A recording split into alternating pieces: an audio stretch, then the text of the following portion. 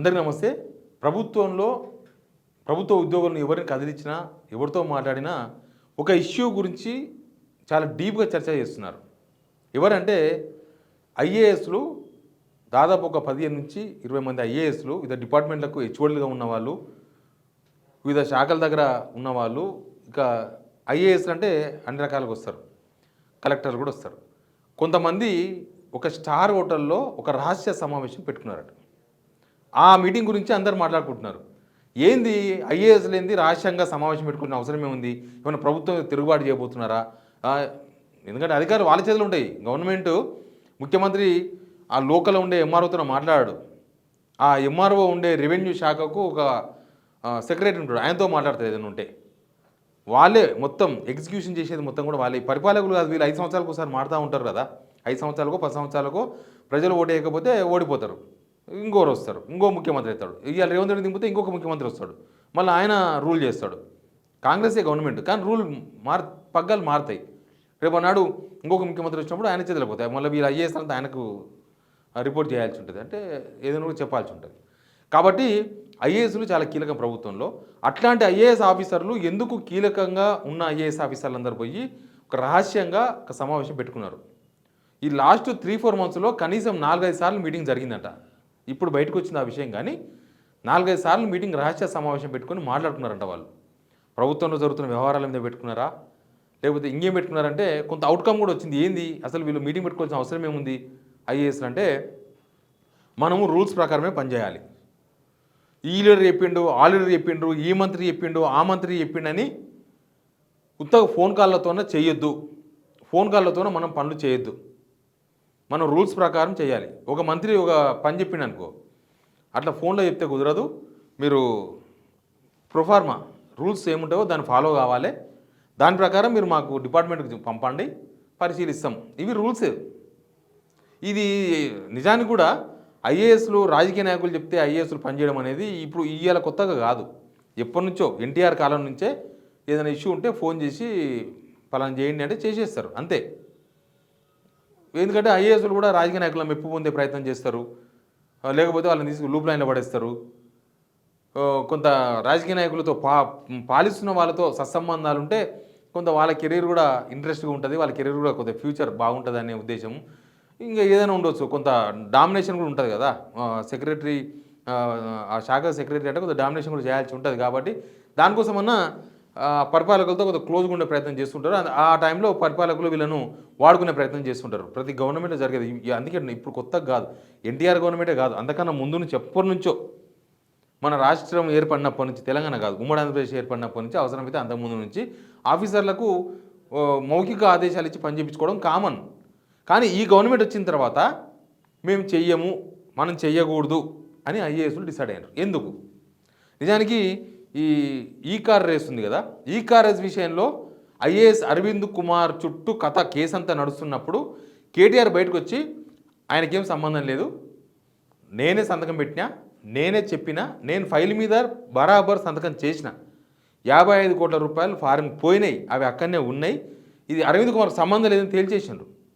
అట్లా ఎప్పుడు కూడా గ్రేట్. అందుకే అన్న ఐఏఎస్లు ఆ రోజు కేటీఆర్ ప్రెస్ మీట్ పెట్టిన తర్వాత ఐఏఎస్లు కొంత హ్యాపీగా మాట్లాడినరు.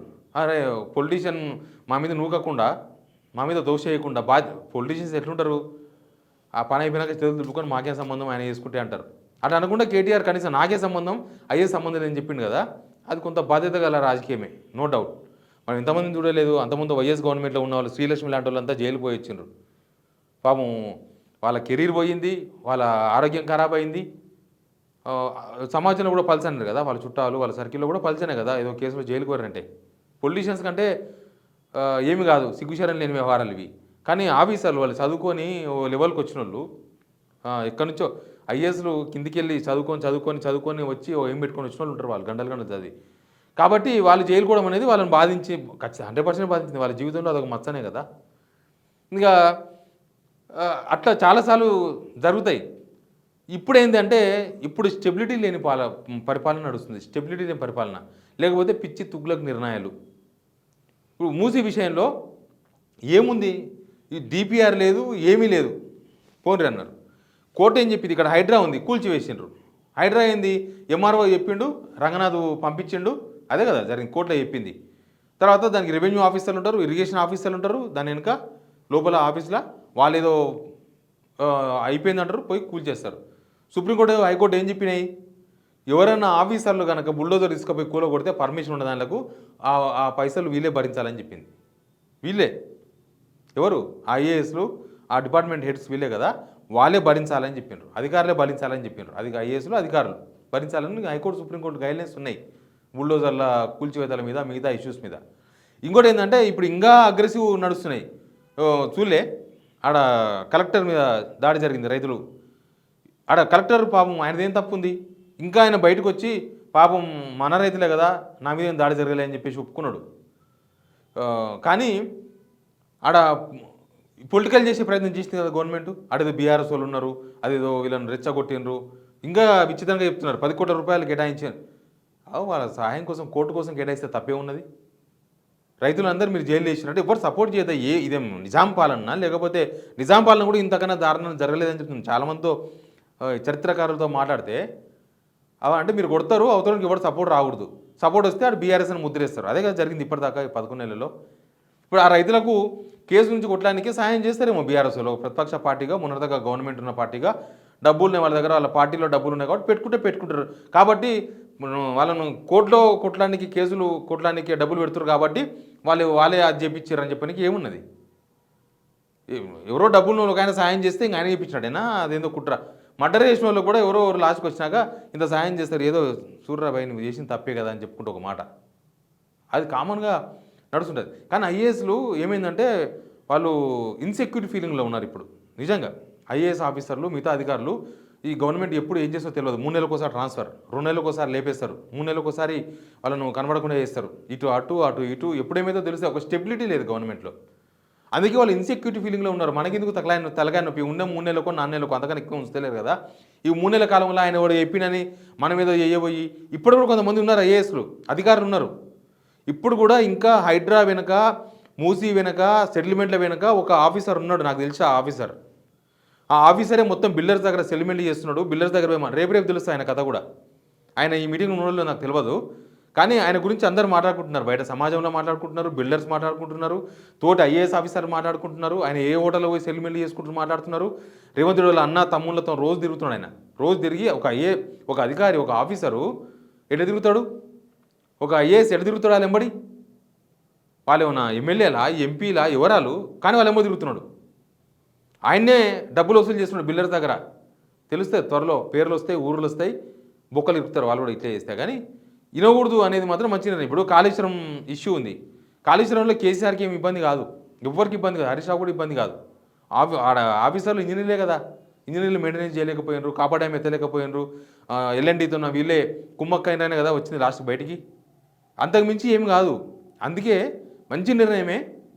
ఈ స్టెబిలిటీ లేని గవర్నమెంట్లో ఇంకా కొద్దిగా తొందరగా ఇట్లా ఓపెన్గా మీటింగ్లు పెట్టుకొని మాట్లాడుకునే పరిస్థితికి వచ్చారంటే ఒక మంచి వాతావరణమే. అది ఒక మంచి నిర్ణయమే ఐఏఎస్లు తీసుకున్నది.